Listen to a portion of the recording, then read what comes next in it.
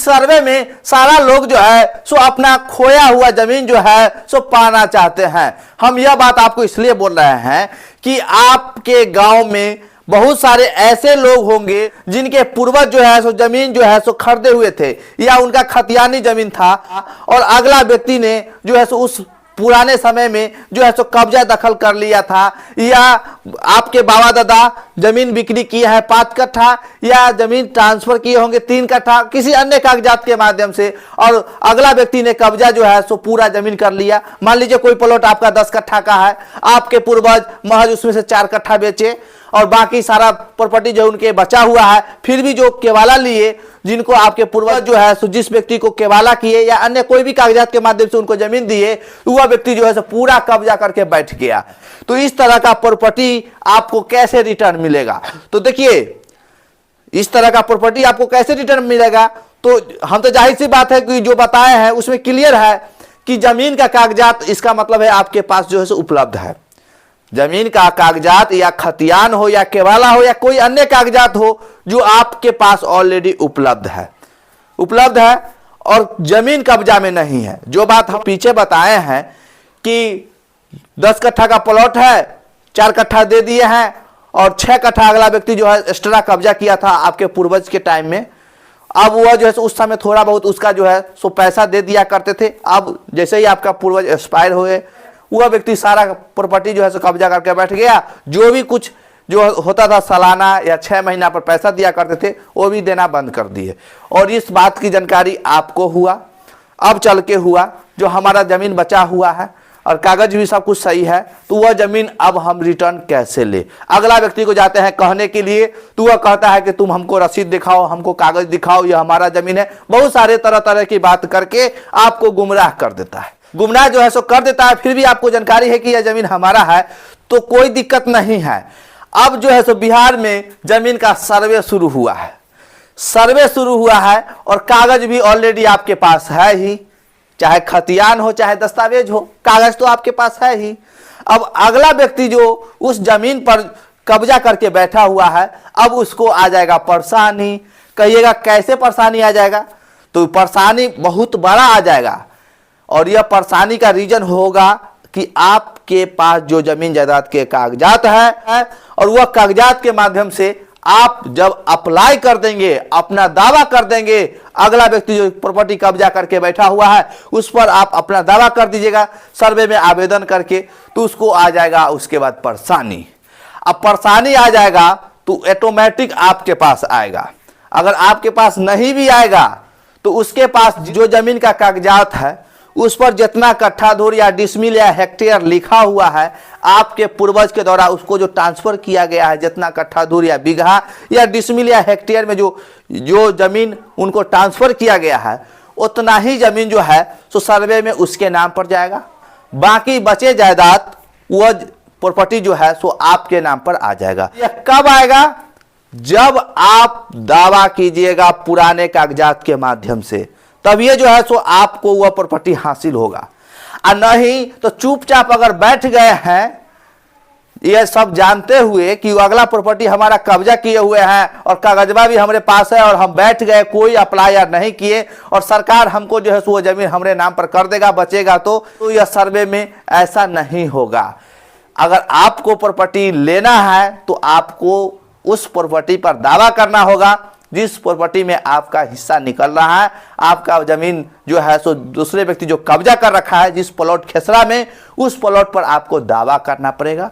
उसके बाद ही सरकार जो है सो कागजात छानबीन करने के बाद ही जो असली रैयत होंगे उन्हीं के नाम पर जो है सो सरकार छानबीन करके जो है सो वह प्रॉपर्टी को जो है सो ट्रांसफर करेगी। इसके लिए आपको अप्लाई करना होगा। अगर अप्लाई नहीं करते हैं तो कोई उपाय नहीं है। अगला व्यक्ति अगर कब्जा करके रखे हुए है तो कोई ना कोई कागजात दिखा के वह जमीन अपने नाम पर करवा भी सकता है। इसलिए आपके पास अगर प्रॉपर्टी का कागज है और आपको यह भी मालूम है कि हमारा अमुक प्लॉट में हमारा जमीन निकल रहा है, तो आप अपना दावा सर्वे में कीजिए। अरे भाई क्या लगता है 50,000 1 लाख रुपया तो खर्चा है नहीं। अरे 50 रुपया और 60 रुपया तो हर व्यक्ति के पास रहता है।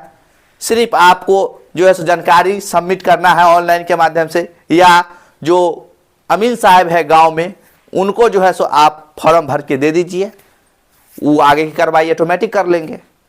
तो यही जानकारी के अभाव में बहुत सारे लोग जो है सो कोर्ट कचहरी भी चक्कर लगा रहे हैं, काट रहे हैं, पैसा भी खर्च कर रहे हैं, अब फिर भी हासिल नहीं हो रहा है।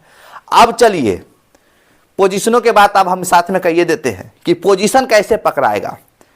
देखिए पोजीशन कैसे पकड़ाएगा, अगर आपको लगता है कि अगला व्यक्ति जमीन हमारा कब्जा कर लिया है, कागज उसके पास नहीं है, कागज हमरे पास है, कागज या खतियानी जमीन हमारा है, या दस्तावेज के नाम से हमारा पूर्वज ये प्रॉपर्टी खरीदे हैं, तो अगर आपको लगता है कि हमारा जमीन निकल रहा है अमुक व्यक्ति में, तो उसके लिए अगर आप उसको गए हैं कहने के लिए जब भाई आपके पास जितना कागज है उतना जमीन ले लीजिए, बाकी प्रॉपर्टी आप हमको छोड़ दीजिए, तो अगर आप वह छोड़ दिया शांति से तो ठीक है, और नहीं छोड़ेगा तो उसके लिए भी आपको जो है कब्जा पोजीशन पकड़ने के लिए उस पर कानूनी कार्रवाई करनी पड़ेगी।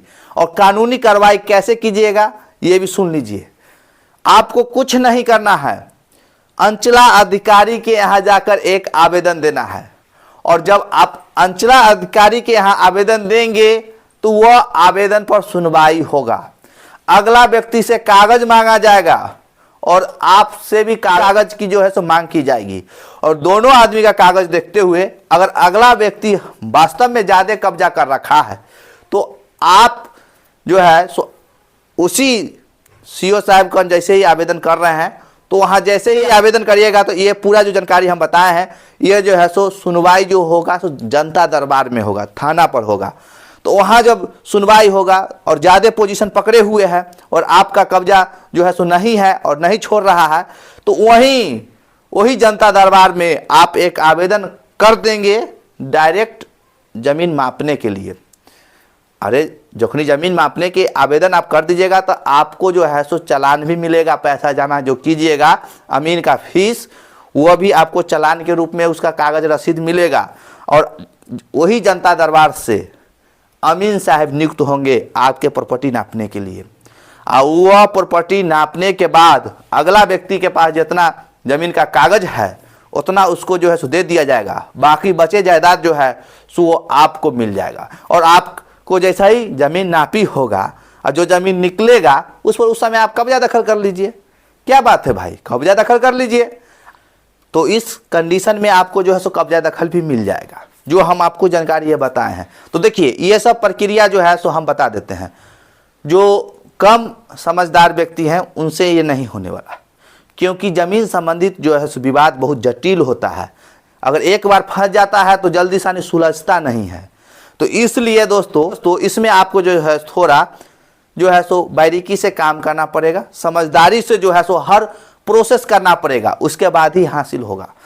और इसके बाद हम एक बात और कह देना चाहते हैं कि बहुत सारे लोग जो है सो हमसे बातचीत करना चाहते हैं, तो डिस्प्ले पर नंबर दे दिए हैं, उस नंबर के व्हाट्सएप पे जाइए, हाई लिखिए, वहाँ आपको 50 रुपया पेमेंट करना होगा और उसके बाद जो है सो आपको हमसे बातचीत हो जाएगी।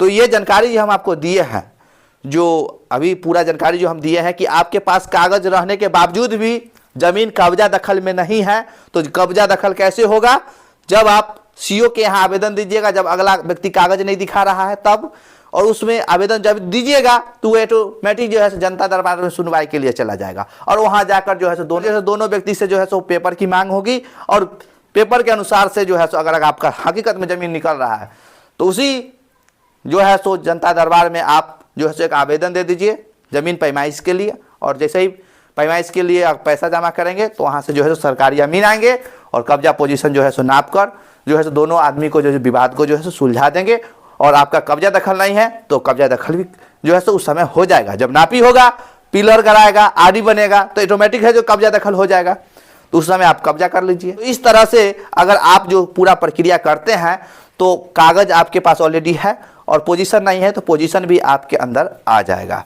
तो चलिए अब हम नेक्स्ट वीडियो में एक नया टॉपिक के साथ आपसे मिलते हैं, तब तक के लिए जय हिंद, जय भारत।